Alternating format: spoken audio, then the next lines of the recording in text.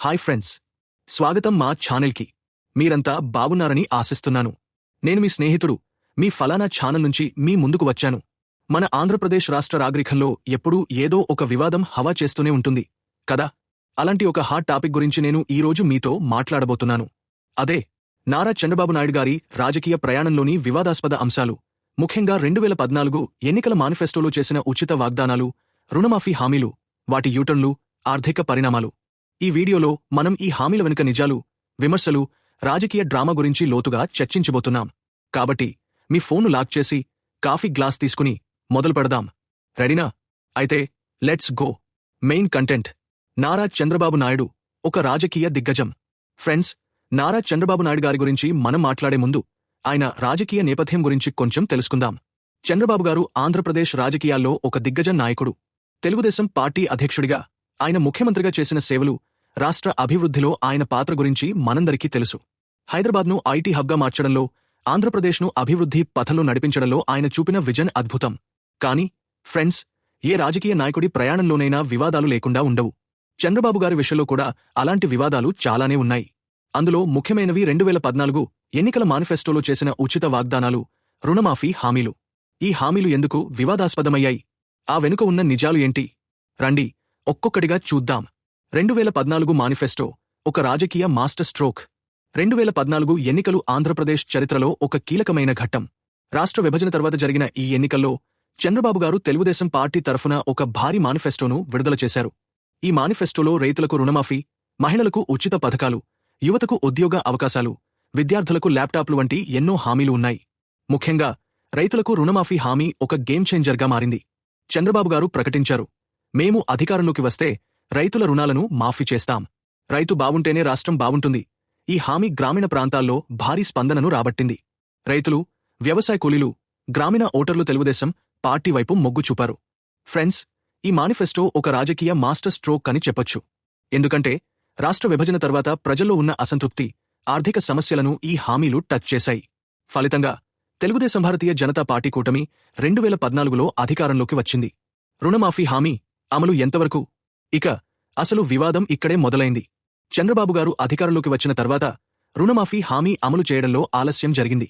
2014 జూన్లో ఆయన ముఖ్యమంత్రిగా ప్రమాణ స్వీకారం చేశారు. అప్పటినుంచి రైతులు రుణమాఫీ కోసం ఎదురుచూశారు. కాని రుణమాఫీ ప్రక్రియ పూర్తిగా అమలు కావడానికి చాలా సమయం పట్టింది.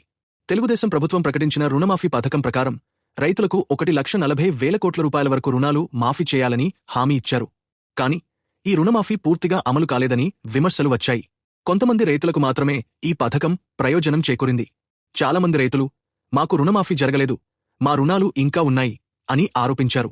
ఇందుకు ప్రభుత్వం చెప్పిన కారణం ఏంటంటే, రాష్ట్ర విభజన తర్వాత ఆంధ్రప్రదేశ్ ఆర్థికంగా బలహీనంగా ఉంది. రాజధాని లేకుండా ఆదాయ వనరులు తగ్గడంతో రుణమాఫీ అమలు చేయడం కష్టమైందని వాదించారు. కాని ఈ వాదనను ప్రతిపక్షాలు, రైతులు అంగీకరించలేదు. విమర్శలు, పాపులిస్టు వాగ్దానాల. ఫ్రెండ్స్, ఇక్కడే చంద్రబాబు గారిపై విమర్శలు బలంగా వచ్చాయి. ప్రతిపక్ష నాయకులు, రాజకీయ విశ్లేషకులు ఆయనపై సీరియస్ ఆరోపణలు చేశారు. వారి వాదన ఏంటంటే, చంద్రబాబు గారు ఎన్నికల్లో గెలవడానికి పాపులిస్ట్ వాగ్దానాలు చేశారు. అంటే ప్రజలను ఆకర్షించడానికి భారీ హామీలు ఇచ్చారు, కాని వాటిని అమలు చేయడానికి ఆర్థిక ప్రణాళిక లేదని ఆరోపించారు. ఒక ప్రముఖ రాజకీయ విశ్లేషకుడు ఇలాంటి చనాటి, చంద్రబాబు ఖరారు రైతుల రుణమాఫీ హామీ ఇవ్వడం ఒక రాజకీయ గ్యామమిక్. రాష్ట్ర బడ్జెట్లో అంత డబ్బు లేనప్పుడు ఈ హామీలను ఎలా అమలు చేస్తారు? ఇది ప్రజలను మోసం చేయడమే. అంతేకాదు, రుణమాఫీ పథకంలో ప్రదర్శకత లేదని కూడా ఆరోపణలు వచ్చాయి. కొంతమంది రైతులు, మేము రుణమాఫీ కోసం దరఖాస్తు చేశాము, కాని మాకు ఎటువంటి సాయం రాలేదు అని ఫిర్యాదు చేశారు. ఈ విషయంలో ప్రభుత్వం వైఫల్యం వల్ల రైతుల్లో అసంతృప్తి పెరిగింది. ఆర్థిక పరిణామాలు, రాష్ట్ర ఆర్థిక స్థితిపై ప్రభావం. ఇక ఈ ఉచిత వాగ్దానాలు, రుణమాఫీ హామీలు రాష్ట్ర ఆర్థిక స్థితిపై ఎలాంటి ప్రభావం చూపాయో చూద్దాం. 2014 తర్వాత ఆంధ్రప్రదేశ్ ఆర్థికంగా చాలా సవాళ్లను ఎదుర్కొంది. రాష్ట్ర విభజన వల్ల హైదరాబాద్ లాంటి ఆదాయ వనరు కోల్పోయింది. కొత్త రాజధాని అమరావతి నిర్మాణానికి భారీ నిధులు కావాలి. ఈ పరిస్థితుల్లో రుణమాఫీ లాంటి భారీ పథకాలను అమలు చేయడం ప్రభుత్వానికి సవాళంగా మారింది. రాష్ట్ర బడ్జెట్లో రుణమాఫీ కోసం కేటాయించిన నిధులు తక్కువగా ఉండటం వల్ల ఇతర అభివృద్ధి పథకాలకు నిధుల కొరత ఏర్పడింది. ఉదాహరణకు విద్య, ఆరోగ్యం, మౌలిక వసతుల అభివృద్ధికి కొత్త ప్రాజెక్టులు ఆలస్యమయ్యాయి. దీనివల్ల చంద్రబాబు గారిపై ఆర్థిక ప్రణాళిక లేకుండా వాగ్దానాలు చేశారు అనే విమర్శలు మరింత బలపడ్డాయి. రాజకీయ డ్రామా, ప్రతిపక్షాల దాడి. ఫ్రెండ్స్, రుణమాఫీ విషయంలో చంద్రబాబు గారిపై ప్రతిపక్షాలు ఎలా దాడి చేశాయో చూద్దాం. వైఎస్ కాంగ్రెస్ పార్టీ అధ్యక్షుడు వైఎస్ జగన్మోహన్ రెడ్డి ఈ విషయంలో చంద్రబాబు గారిని తీవ్రంగా విమర్శించారు. జగన్ గారు, చంద్రబాబు రైతులను మోసం చేశారు. రుణమాఫీ హామీ ఒక రాజకీయ డ్రామా. రైతుల బతుకులతో ఆడుకున్నారు అని ఆరోపించారు. అంతేకాదు, 2018 నాటికి రైతుల అసంతృప్తి పెరగడంతో ప్రతిపక్షాలు ఈ విషయాన్ని రాజకీయంగా క్యాష్ చేశాయి. రైతుల ఆందోళనలు, రుణమాఫీ హామీల అమలు వైఫల్యం 2011 ఎన్నికల్లో తెలుగుదేశం పార్టీ ఓటమికి ఒక కారణంగా నిలిచాయని రాజకీయ విశ్లేషకులు అభిప్రాయపడ్డారు. చంద్రబాబు గారి స్పందన. ఇన్ని విమర్శలు, ఆరోపణల మధ్య చంద్రబాబు గారు ఎలా స్పందించారు? ఆయన వాదన ఏంటంటే, మేము రుణమాఫీ హామీని పూర్తిగా అమలు చేయలేకపోవడానికి ఆర్థిక సమస్యలు కారణం. రాష్ట్ర విభజన తర్వాత మాకు ఆర్థిక వనరులు తగ్గాయి. అయినా మేము చాలామంది రైతులకు రుణమాఫీ సాయం చేశాము. అంతేకాదు, తమ ప్రభుత్వం రైతుల కోసం ఇతర పథకాలను అమలు చేసిందని, వ్యవసాయ రంగానికి ప్రాధాన్యత ఇచ్చిందని చంద్రబాబు గారు చెప్పారు. ఉదాహరణకు, పోలవరం ప్రాజెక్టు, సాగునీటి సౌకర్యాలు, వ్యవసాయ రంగంలో సబ్సిడీలు వంటి చర్యలను ఆయన పేర్కొన్నారు. కాని ఈ వాదనలు రైతుల అసంతృప్తిని తగ్గించలేకపోయాయి. ఈ వివాదం నుంచి నీడ్సు ఏంటి? ఫ్రెండ్స్, ఈ వివాదం నుంచి మనం ఏం నేర్చుకోవచ్చు? రాజకీయ నాయకులు ఎన్నికల సమయంలో భారీ వాగ్దానాలు చేస్తారు. కాని వాటిని అమలు చేయడానికి సరైన ఆర్థిక ప్రణాళిక, వనరులు ఉండాలి. లేకపోతే ఆ వాగ్దానాలు వివాదాస్పదమవుతాయి. చంద్రబాబు గారి విషయంలో కూడా ఇదే జరిగింది. రుణమాఫీ హామీ రైతుల ఆశలను రాఖీచేసింది. కాని దాని అమలు వైఫల్యం వల్ల ఆయనపై విమర్శలు వచ్చాయి. ఇది రాజకీయంగా కూడా తెలుగుదేశం పార్టీకే భారంగా మారింది. నీటి రాజకీయం, బనకచెర్ల ప్రాజెక్టు వివాదం. రుణమాఫీతో పాటు చంద్రబాబు ఖరీ రాజకీయ ప్రయాణంలో మరొక వివాదం కూడా హైలైట్ అయింది. అది బనకచెర్ల ప్రాజెక్టు. ఈ ప్రాజెక్టు వల్ల గోదావరి నీళ్లను ఆంధ్రప్రదేశ్, తెలంగాణ రాష్ట్రాలు ఉపయోగించుకుంటాయని హామీ ఇచ్చగారం. కాని తెలంగాణ ప్రభుత్వం ఈ ప్రాజెక్టును తీవ్రంగా వ్యతిరేకించింది. తెలంగాణ నాయకులు ఆరోపణలు చేశారు. బనకచెర్ల ప్రాజెక్టు వల్ల తెలంగాణకు నష్టం జరుగుతుంది.